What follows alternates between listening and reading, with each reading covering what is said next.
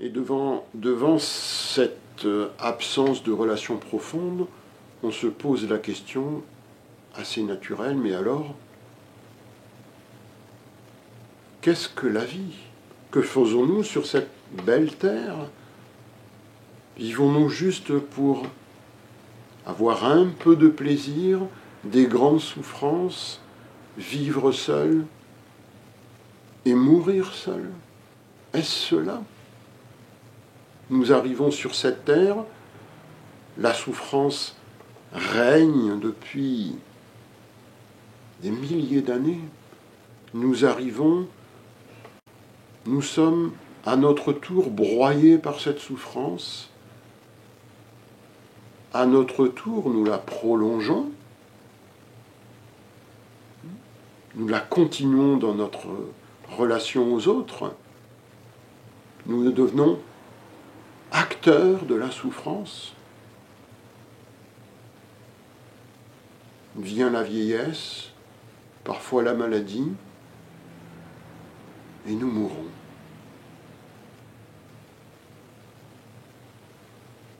Ça n'a aucun sens. Le monde était en feu avant ma venue. J'arrive dans ce monde, je suis brûlé par tout cela, je suis consumé par cette souffrance, et je l'alimente dans ma vie. J'ai quelques plaisirs, quelques satisfactions.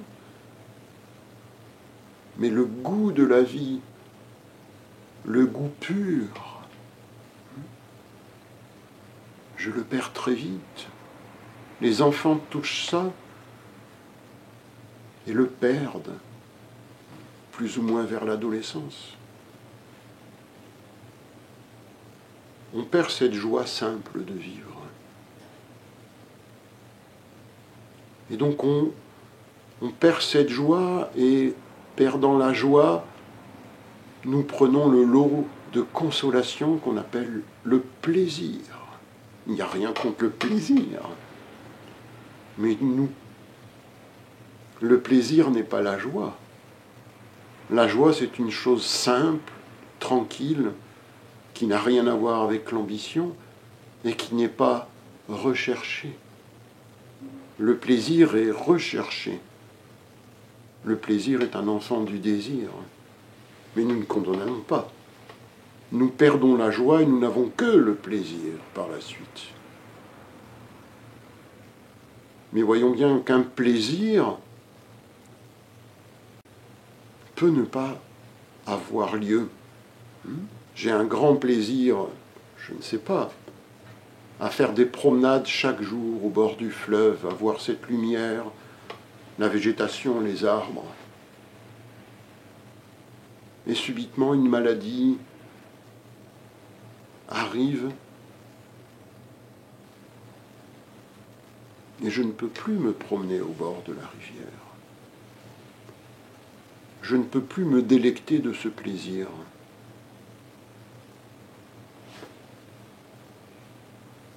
Comme mon sentiment de bien-être était lié à cette action, j'espère que je m'exprime bien, quand nous ne pouvons plus réaliser cette action, nous perdons ce plaisir et alors la vie nous paraît tout d'un coup sans saveur. Parce que nous avons dit, la saveur de la vie, c'est faire cette action. Et si on ne peut plus faire cette action, la vie perd toute saveur. C'est nous qui avons dit, la saveur de la vie réside dans cette action, ou dans tel groupe, ou dans telle méditation. Et si on nous enlève la possibilité d'appartenir à ce groupe ou de faire cette action, nous sommes nus. Nous n'avons plus rien. Nous sommes perdus. Nous nous sommes attachés à quelques éléments de la vie. Et si ces éléments disparaissent, nous n'avons plus d'encre. Nous n'avons plus de racines. Et nous sommes totalement perdus. vous fais remarquer que c'est exactement la même chose que l'appartenance au groupe. Je mets ma foi dans ce groupe. C'est le groupe, cette religion, qui me donne le sens de ma vie. Et un jour, on me dit, mais monsieur, vous ne pouvez plus rester. Vous ne correspondez pas aux critères que nous avons établis. Vous devez partir. C'est d'une cruauté immense, d'une violence sans borne. Mais les êtres humains vivent comme cela. Et en plus, en disant, vous devez partir de notre groupe ou de notre religion, en filigrane derrière, vous n'êtes plus sous notre protection. Vous n'avez plus l'amour du Très-Haut. Vous allez devenir un païen. Et donc non seulement vous quittez le groupe, mais le groupe vous dit en gros, mais vous êtes perdus sans nous de toute façon, et nous vous rejetons. C'est votre punition. Donc j'espère qu'on voit bien cette cruauté terrible. Alors, donc, définir une action comme étant ce qui donne le sens à ma vie, ça engendre une certaine satisfaction, un certain plaisir, mais en fait notre vie se limite à quelques éléments, et si ces éléments, on ne peut plus y accéder, ou s'ils disparaissent, puisque tout change, je vois que mon cœur, mon esprit sont dans l'effroi.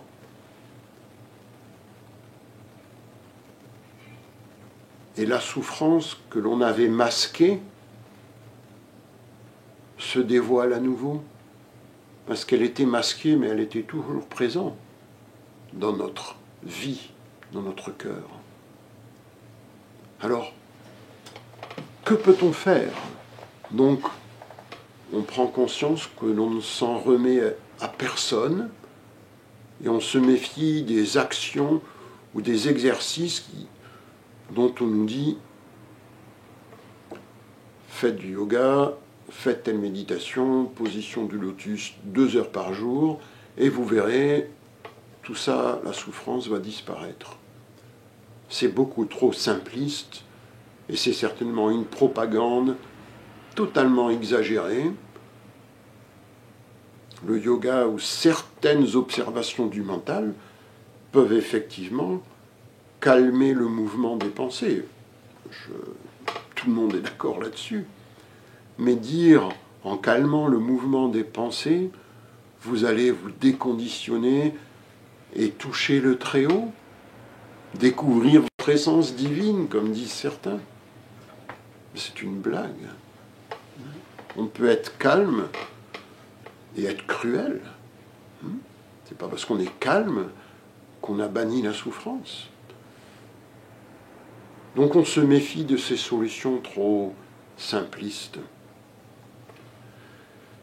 Alors, donc on se méfie des aides extérieures, en gros. Je vais essayer par mon propre regard, par ma propre intelligence, de comprendre ce qui crée la souffrance, ce qui engendre cet état de douleur, de peine. Qu'est-ce qui crée toute cette affliction? Alors certains vont dire, mais c'est notre environnement, c'est la société, notre environnement socio-culturel, comme on dit souvent. Mais c'est repousser le problème, puisqu'en fait maintenant, au lieu de dire la solution viendra de l'extérieur, du groupe, d'une technique et tout ça, nous avons mis le raisonnement à l'envers et nous disons, mais la souffrance vient de la société, de ce groupe qui m'entoure. C'est eux les responsables. Je ne sais pas si vous voyez. Après avoir dit « le monde va m'aider », nous disons « c'est le monde qui m'entraîne dans la souffrance ». nous nous lavons les mains très, très, très souvent dans toutes nos démarches. Soit le monde nous aide, soit c'est lui qui nous condamne. Et donc nous sommes naturellement des êtres totalement neutres qui ne faisons absolument rien dans la vie. On est juste un mécanisme d'une immense machine. C'est absurde. Bien évidemment que l'environnement m'impacte, ça, personne ne dirait le contraire. Si je dépends à 100% en totalité de l'environnement pour tous les actes de ma vie, alors effectivement, je ne peux rien faire pour finir l'immense vide de ma vie. Je ne peux rien faire. De nombreux philosophes ont dit cela. Devant l'absurdité de la vie, ne luttons pas, essayons de trouver un sens à l'absurdité de la vie. On peut prendre cette option naturellement. Mais nous essayons de voir si nous sommes quelque part acteurs, créateurs.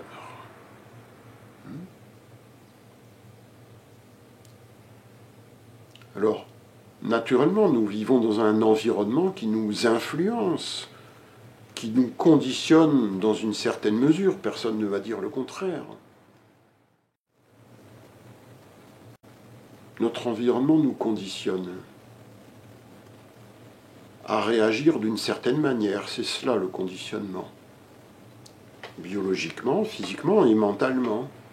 Nous avons des réactions. Alors, certaines réactions sont certaines... Le conditionnement n'est pas forcément un problème. Le conditionnement biologique est tout à fait opérationnel et fonctionne très bien.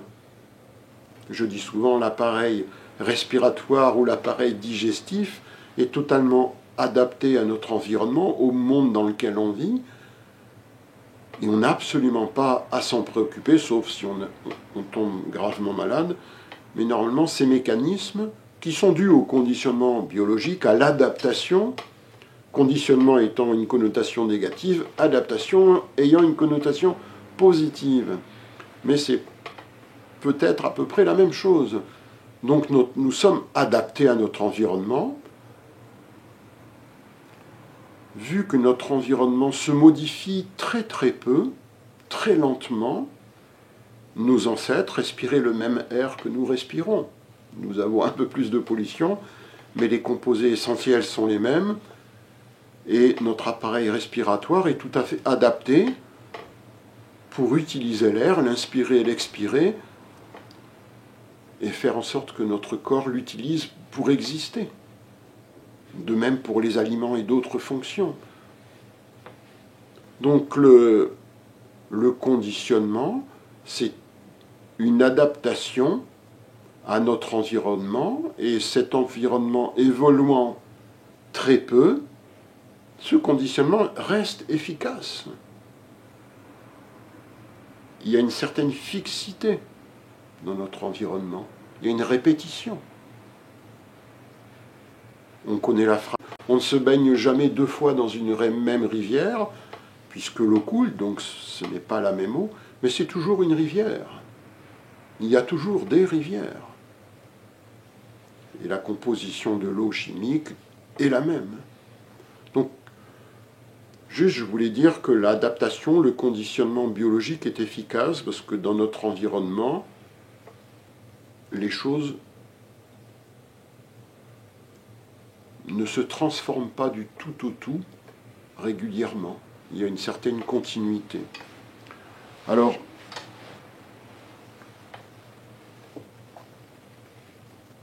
dans les relations humaines, ou dans le domaine psychologique, en est-il de même ?